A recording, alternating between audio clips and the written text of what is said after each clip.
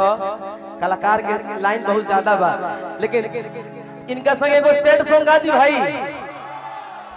काहे दिल टूटल बका हमरा साथे? क्या करबो तू कोई जाना के दिल तोड़ ले बड़ो।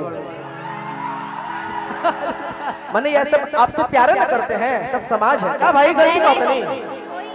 आई लव यू बोलिए इन लोगों को, बोला बोला बोलिए बोलिए आई लव यू बोलिए सब आपके। किसी एक का मैंने दिल तोड़ा है क्या?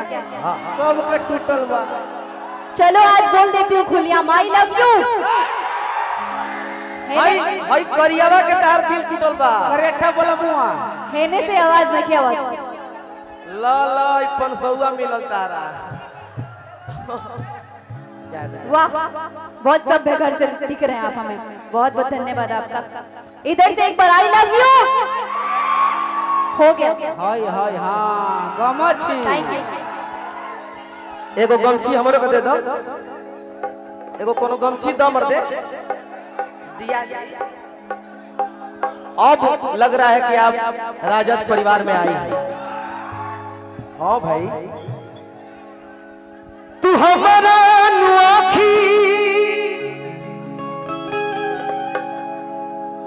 कि धीरे धीरे डाल